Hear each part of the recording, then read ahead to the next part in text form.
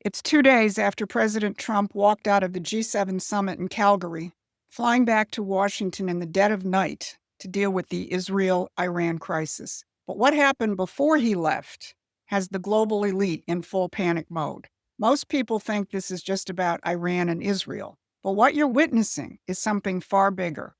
Trump is systematically dismantling the post-war British imperial system, and he's doing it while delivering the largest blue-collar wage increases in 60 years. The empire's puppets can see their game is up.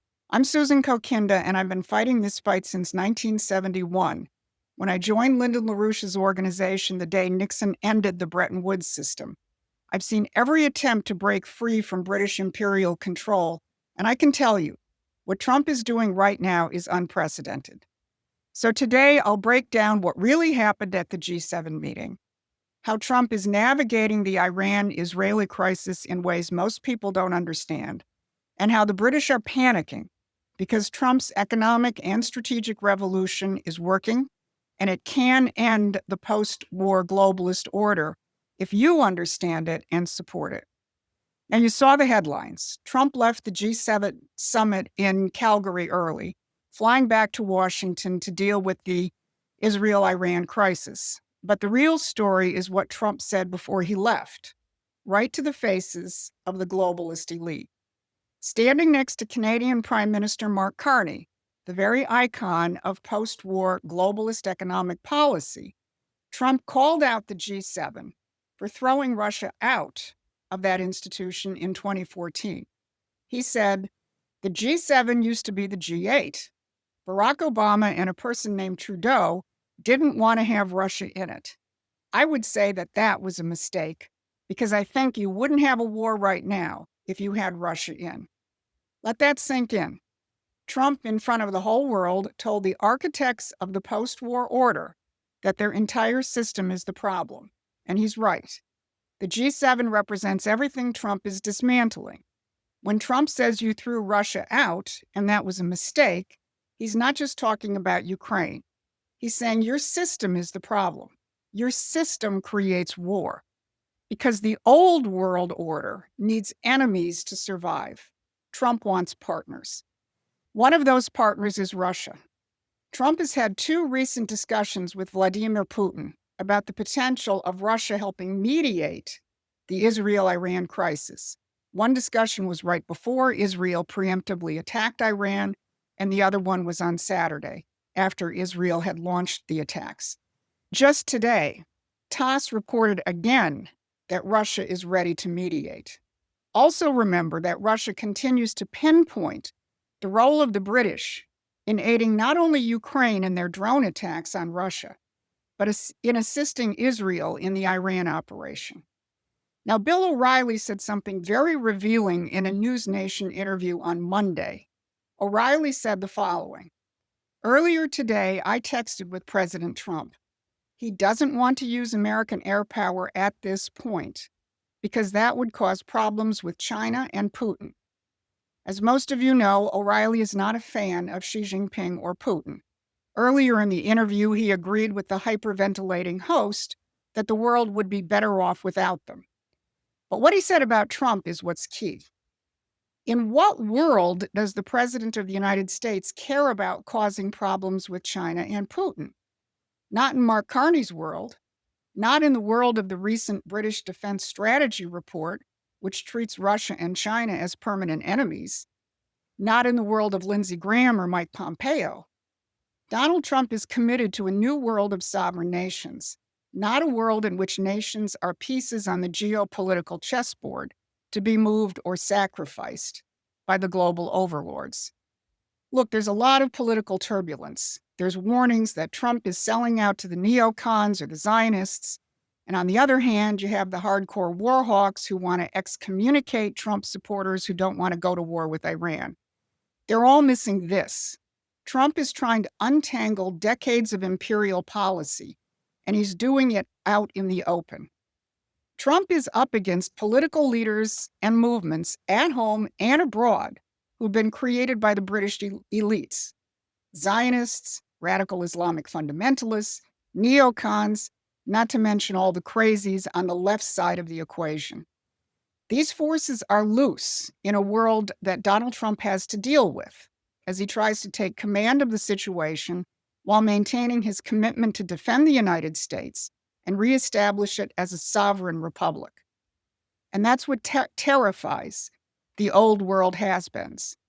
But Donald Trump needs something else. He needs people here in the United States and around the world to cut through the ground-level fog of war and see clearly this larger picture and the deeper principles.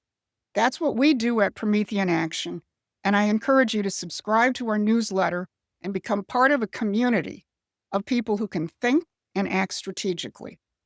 So let's talk about Iran. Social media is a hotbed of rumors and fear-mongering. Is Trump caving into the neocons and the Zionists? I don't think so. Will the U.S. enter into this conflict if Iran refuses to budge? Well, Donald Trump has been pretty clear on that. And maybe by the time you watch this, that immediate question will have been answered.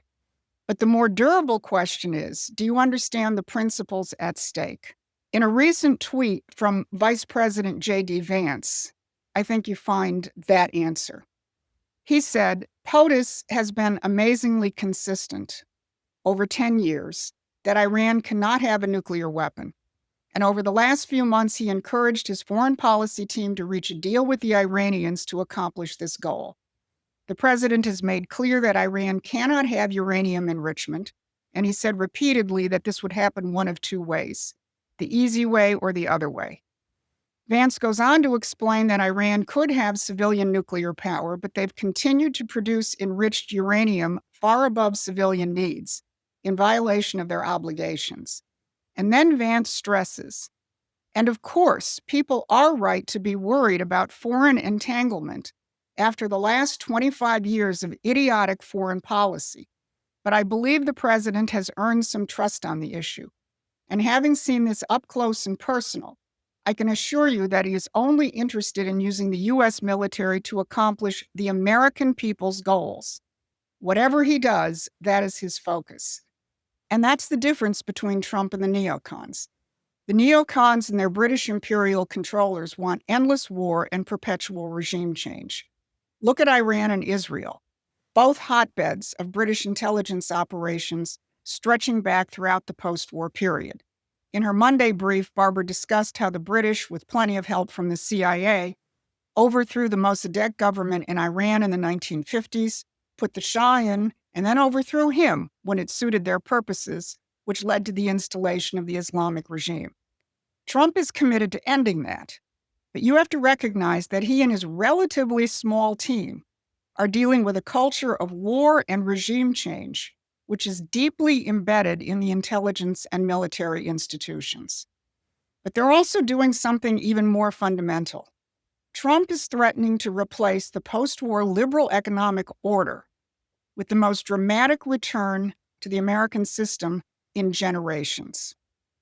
While Trump was dealing with the global crisis, back home, his policies delivered something incredible. Blue-collar workers saw real wage growth of almost 2% in just his first 5 months, the largest increase for any administration in nearly 60 years. Treasury Secretary Bessent pointed out that the nearly 2% rise was unprecedented, and it was a result of the emphasis on manufacturing and commitment to remove illegal immigrants from the workforce. When ICE raided a meatpacking plant in Omaha, dozens of Americans showed up the next day to fill out job applications. That's how you restore the dignity of work. And the British Empire has spent centuries convincing Americans that prosperity requires imperial wars and cheap foreign labor. Trump is proving them wrong. But while Trump fights the global empire abroad, he does face sabotage at home. Right now, the same neocon Rhino Collective in the Senate that's opposed peaceful settlements in Ukraine and Iran is trying to gut Trump's economic revolution.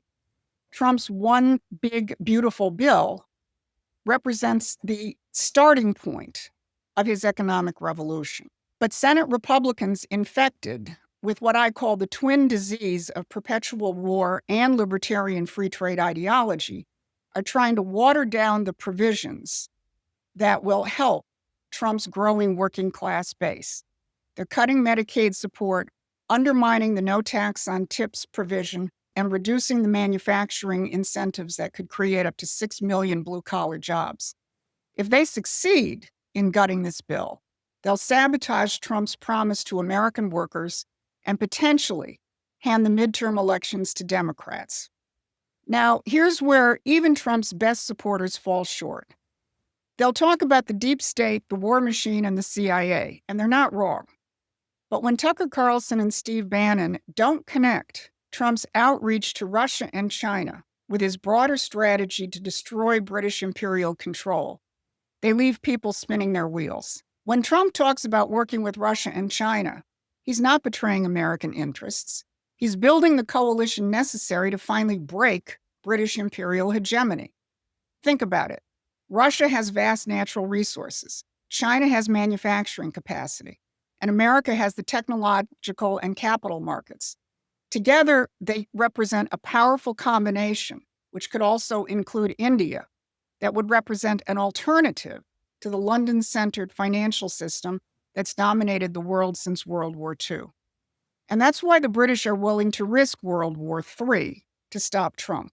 They know that if he succeeds in creating a new alignment of sovereign nations, their centuries-old game is over. So the only way through this crisis is to recognize the deeper nature of this fight. It's the American system versus the British system. It's about whether we'll have a world of sovereign nations cooperating for mutual benefit or a world of endless wars designed to prevent any nation from achieving true independence. So don't get lost in the day-to-day noise, the Twitter hysteria, or the media's apocalyptic analysis of every tactical move. What you're witnessing is the potential to destroy a 400-year-old imperial system and the birth of something new.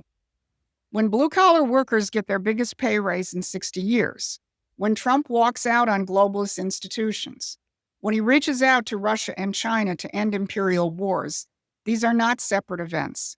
They're all part of the same strategy. Restore American sovereignty and help other nations do the same. That's where Promethean action comes in. We've been fighting this fight for over 50 years, and we understand both the enemy and the solution. While others get caught up in the tactical battles, we keep our eyes on the strategic prize, ending the British Empire once and for all.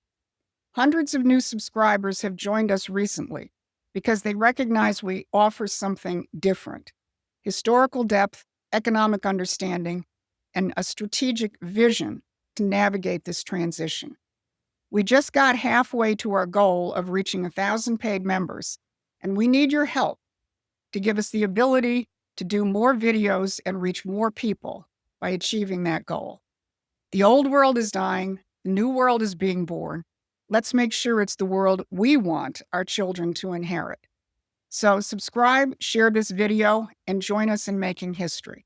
The future belongs to sovereign republics, not global empires, but only if we fight for it. This has been your midweek update. Thanks for watching. Please take a moment and subscribe to our free newsletter at prometheanaction.com.